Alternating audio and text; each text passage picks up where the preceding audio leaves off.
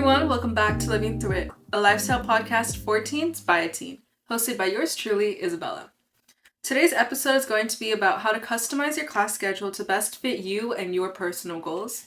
But before I get into today's episode, let me tell you guys how my life has been currently in this past week.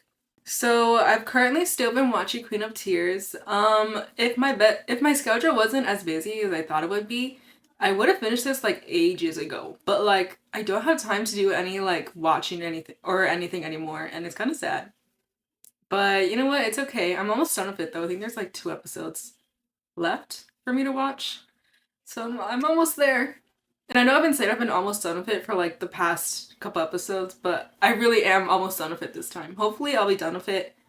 I don't know, I probably won't be by next episode, but by the next episode I should be done with it if everything goes good. For reading, I actually finally started reading again. Woo! Literally on the first day of school, or like the day before when I had to visit school to like get my picture taken and stuff. We had to take our pictures in the library, and I saw this book called A Crane Among Wolves by Jane Her. I don't know how to pronounce it, but it'll be in the caption. Like the actual captions, not the bio. But yeah. Anyways, and I was like, oh my gosh, this looks like such a good book. So then the next day, literally on the first day of school, I went and I visited the librarian, who's literally my bestie. Like, I love her so much. So shout out to her. But I was like, I need to get this book. And she's like, you got it. And I'm like the first person to check it out too, because apparently it's a new book at the library. And yeah.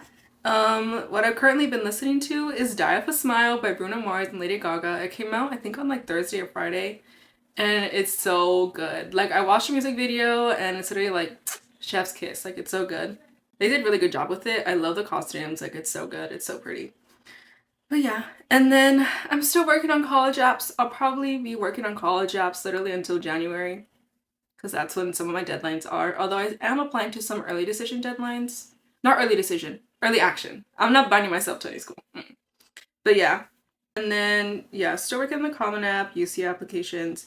I know I said last week that I was done with my college list, but I talked to my counselor and she said I needed to add more match schools. So, it's actually not finalized, guys, but I'm working on it. Then for events, I recently mentioned, literally last episode, that I'm starting senior year. So currently I'm 1 week into senior year, and that's insane. I already have so many things to do. And people warned me, like, oh yeah, like, they say junior year is the hardest, but, like, senior year is just as busy. So, they weren't lying. But yeah, I have, like, a whole bunch of, like, club planning to do this year. Like, I mentioned previously to you guys, like, how many clubs I'm in and how many clubs I'm in charge of. It's a lot. And so, yeah, I'm trying to, like, get ahead of all those clubs and, like, set, like, calendar dates and timelines so that I don't fall behind on them. And so that I can, like, anticipate like how much time I'm gonna have to spend on those clubs, so that whatever time I'm not spending on those clubs, I'm spending on college applications. Yeah, it's a lot of work, but you know what? It's doable and I can do it. Pray for me. But it'll be done. It'll be done. But yeah, and then I'm looking forward to finally finding my routine. Literally I just mentioned that like senior year is like crazy and like super busy, and it's like the most different year. Like if I were to compare the 4 years of high school, like sophomore and freshman year were very similar, and junior year was like sophomore year but harder, I guess. But senior year is a whole different beast. Okay, like senior year is crazy. Like get prepared, like mentally prepare yourself for like literally a roller coaster of emotions and like busyness and all that kind of stuff. So yeah, I can't wait to finally have a routine and be like, okay, like Mondays is this day, Tuesdays are that day, and that kind of stuff. But because it's so early in the year, like, it's hard to know what I'm going to be doing throughout the week and, like, what my standard week is going to look like. So I'm looking forward to finally knowing what to expect, I guess. But yeah, anyways. Okay, so now that you guys know where I'm at, it's not the best place to be at, but you know what? I'm glad I'm even here, okay? At least I can apply to colleges, you know? So yeah, now that you guys know where I'm at, let's talk about classes, which is the actual topic of today's episode. So I'm giving this episode out pretty early in the year so that if you guys listen to the episode and like hear anything that changes your mind about the classes you have currently, you can. But make sure to talk with your counselors, and I'll talk about this later in the episode too.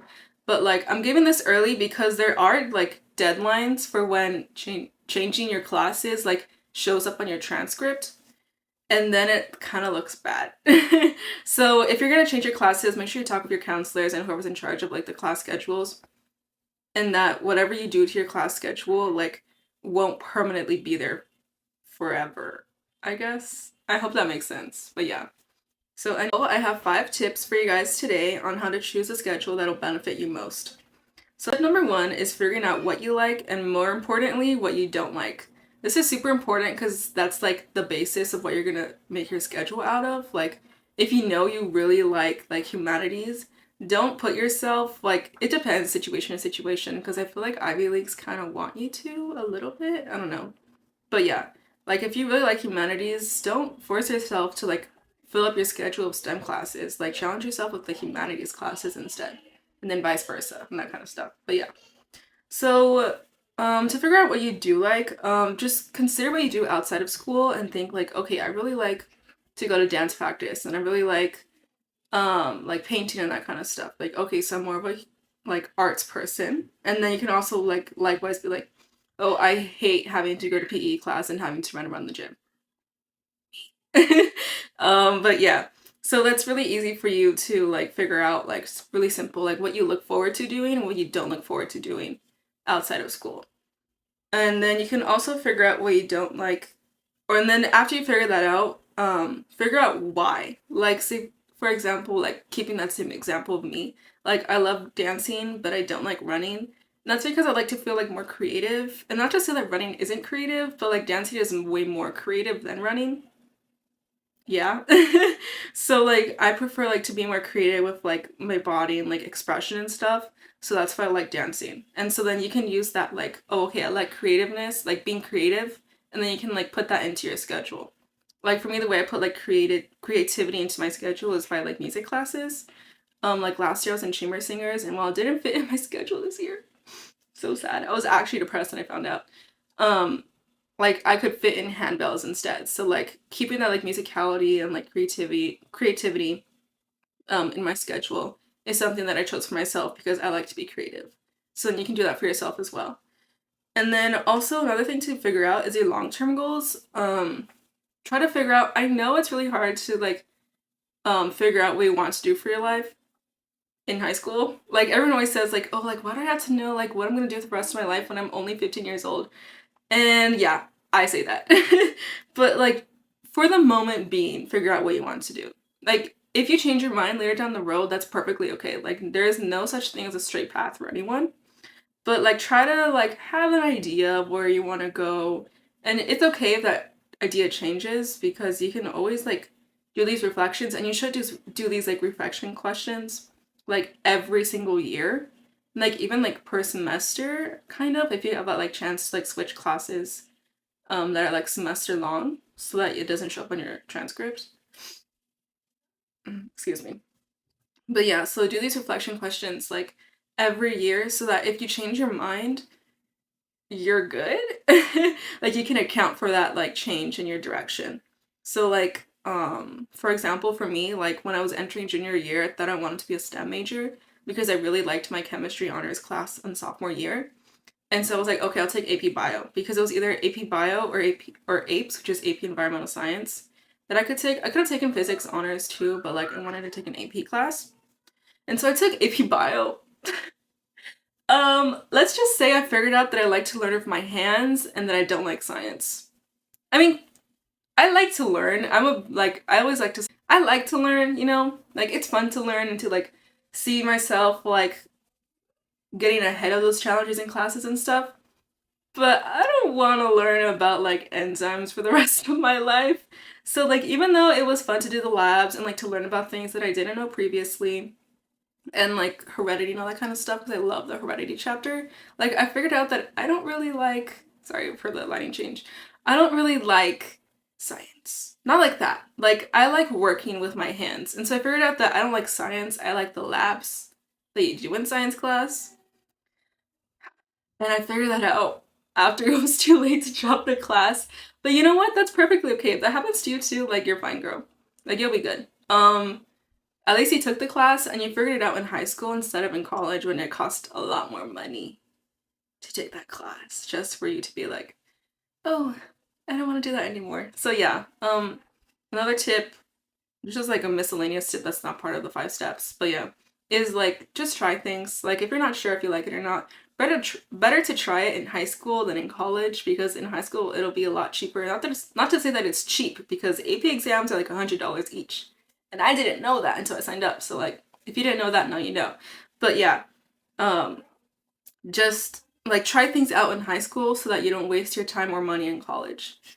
But yeah, anyways, on to step 2 is once you have an idea of what you want to do and what you don't want to do, you have to figure out like your grad requirements and all other like possible college requirements. Um, Unfortunately, even if you don't like science, like I figured out, like I still like science has a place in my heart, okay? But like I don't want to study science for the rest of my life. I don't think. But yeah. Anyways, getting that out of the way. You have to still take science classes. Like, um, go onto your school website or like ask your counselor or something, because there are grad requirements. Like for my school, you have to have 4 years of English to graduate, 4 years of theology to graduate, 3 years of math to graduate, stuff like that. And there's sometimes niche classes that you wouldn't think you would have to take to graduate, but you do. Like my school requires that we take 1 semester of speech to graduate, and you have to take that class. Actually, kind of scandalous, but apparently if you're a senior and you still haven't taken that class, they waive it for you. And I didn't know. But you know what? It's okay, because speech class was actually super helpful for me. And like, look, like I'm speaking with you guys right now. You know what I mean? So like it was helpful for me, but for some people they just gotta skip the class. And that hurts me. But you know what? It's okay. It happens. Yeah. So anyways, figured out what your school requires of you, sorry, to graduate. So you can fit it into like, okay, I need to take 3 years of English even though I hate English. You know what I mean? So like just figure that out. But yeah, and then not only what your school requires, but like think like even ahead of high school. Like I'm assuming you guys don't want to go to college, and if you don't, I guess that's okay. For me, like I've always been encouraged to go to college and get educated and get a degree. But you know what? With today's day and age, you kind of don't need a degree for all the type of jobs that are out there now. I mean, depending on what you want to do in life, like I think it'll be fine. But I recommend getting educated, get a degree. You know, it always helps you get like better jobs and like higher pay and stuff. But you know what I mean.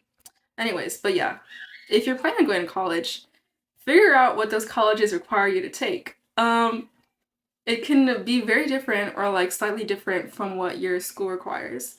Like for me, or like for an example, like UC schools, like I'm applying to UC schools, right? Those schools require A through G requirements, and basically, I don't remember. Let me look it up actually, because I have my computer right in front of me. Okay, look. Like, my school requires 4 years of history, but UC schools only require 2 years. And then, like, for math, this one actually matches. Like, for English and math, my school recommends 4 years of English requires 4 years of English and requires 3 years of math, but the fourth is strongly recommended, and that's the same for UC schools. But, like, there's other stuff. Actually, my school is kind of like on that for the A through G requirements. But like just so you guys know, I'll read the rest of them. Like for science, 2 years is required, but 3 years recommended. The same goes for my school. I mean, they don't recommend a third year. They sometimes do, depending on the student, but like only 2 years are required to graduate. And then same thing for languages other than English. Like my school requires 2 years, but UC schools require 2 years, but they recommend 3 years. But my school doesn't recommend a third year. But they don't like tell you to take it, but they don't tell you not to take it. You know what I mean? And then same thing with visual and performing arts. Like my school requires arts credits, but so does UC schools. I think my school requires 2 years of art, but UC schools only require one. But with that kind of stuff, like for that kind of stuff, there's different stuff that's like accepted by UC schools and then isn't accepted by UC schools. So like there's certain arts that my school will count as an art credit for graduation, but UC schools won't count as an art credit. Like if you take like for me, if you take after school dance and you like do that whole like process to like you have to like write a paper on it and like go like to a performance or something like that. I don't know. I haven't done it in a while. But yeah, if you do that, then you can get the credit. It's like a semester credit. But for UC schools, they don't count that. Like, it has to be like a class that they like take credit from. So like my chamber singers would count as credit, but my after school dance won't. So keep that in mind. And then also like the G requirement is one college preparatory elective when you're required. My school has a class, or like forces sophomores to take a class that counts as one of those, but your school might, so make sure to keep an eye out for that, and to like make sure that whatever classes you're taking counts for that kind of stuff. And like, you don't have to, like, if you're not applying to UC schools, it doesn't matter, like the 8th of G requirements don't matter to you, but the other colleges that you're applying to will probably have something similar. I don't know what they're called for other colleges, but if they require that, then you have to do that. Even if colleges don't require stuff, sometimes it's like unspoken requirements. Like, if you're applying to Ivy Leagues, then they won't say, like, oh, we want students to take like 7 APs.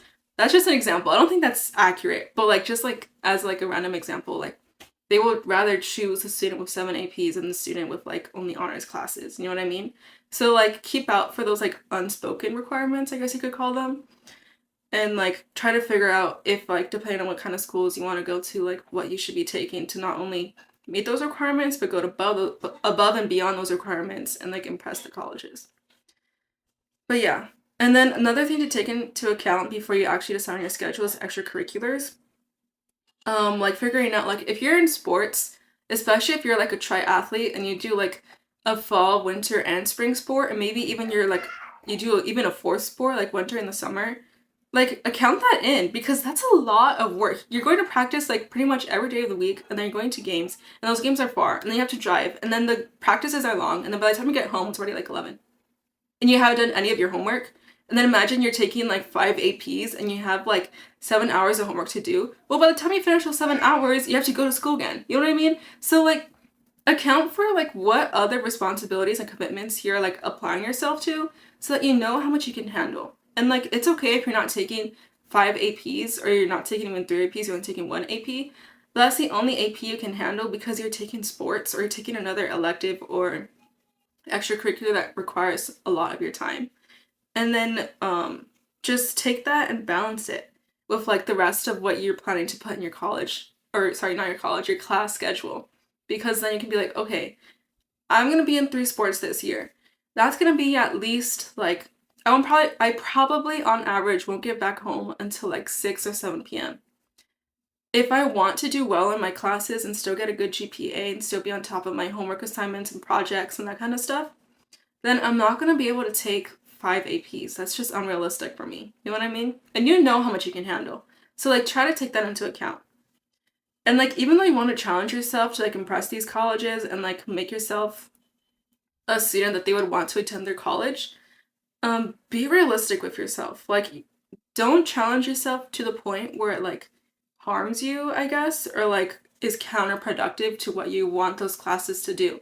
Like if you're taking on too much, then eventually though you're gonna start having your grades slip, and then it's gonna be even worse than if you had just taken 2 APs.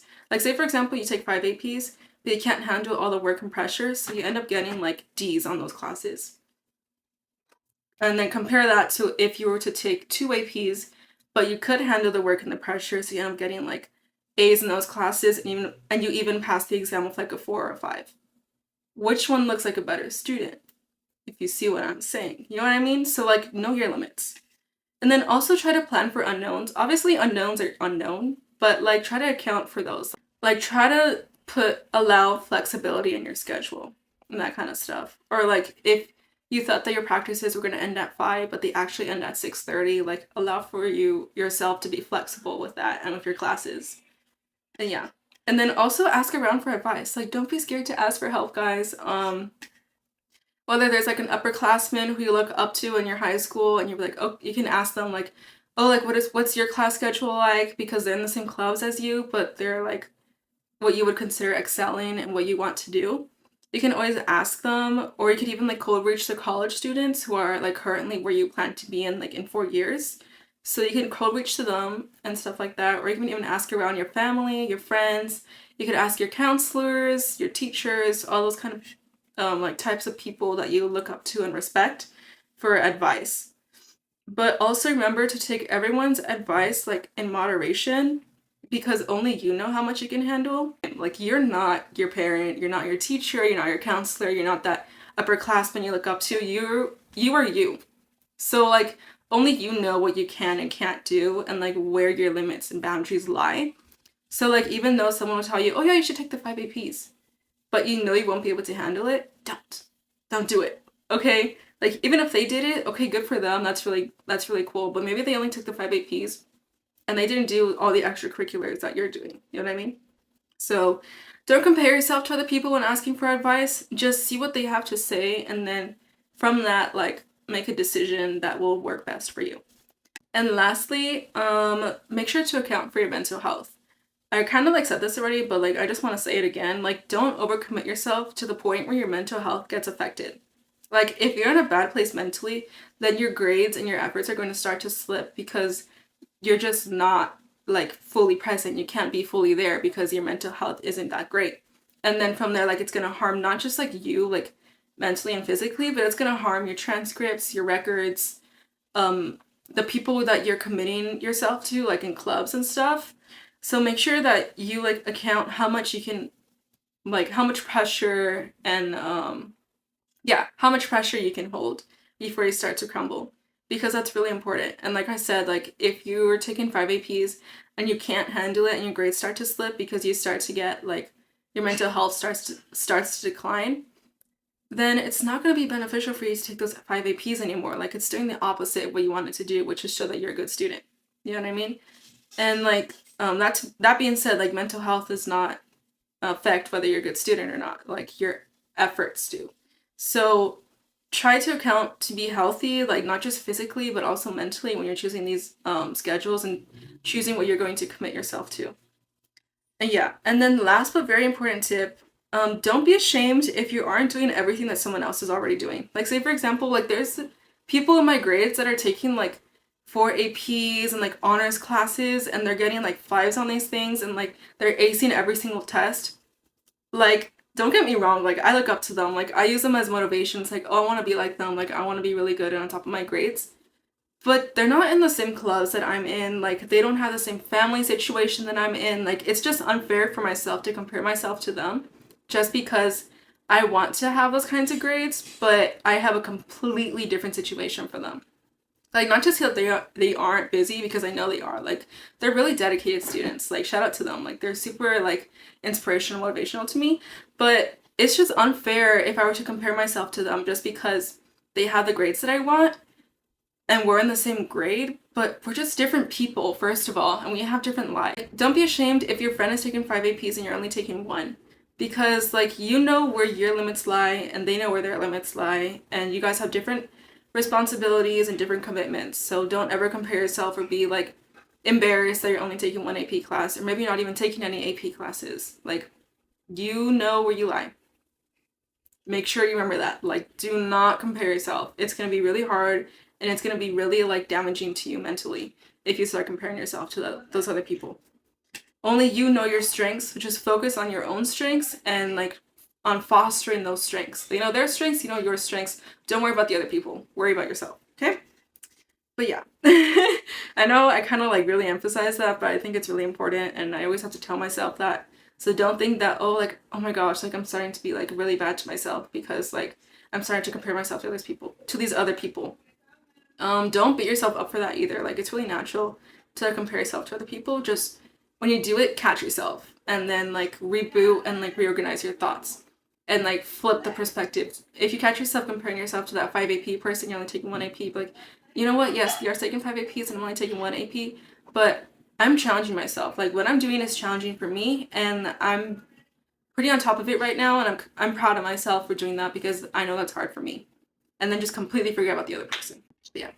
So taking all these tips into consideration would be really helpful for you to finally like sit down and look at your class schedules, or like what courses and classes your school offers, and then form your class schedule. I think it's really important to consider all this stuff before you even think about looking at the other classes or what classes you can take, because it'll help you narrow down things like super quickly. I've been doing this like without even thinking about it really every single year, and it's been pretty beneficial for me. I would say like what the classes that I've been taking have been helpful, even with AP Bio, like showing me that I don't want to pursue science, you know? So yeah. Anyways, so all right, that pretty much wraps up today's episode. If you keep all these tips in mind, you'll be setting yourself up for success, and more importantly, you'll be able to enjoy high school more, guys. Like it's really helpful. But yeah, I hope this was helpful for you because freshman year would have loved to hear this, to get reassured about this.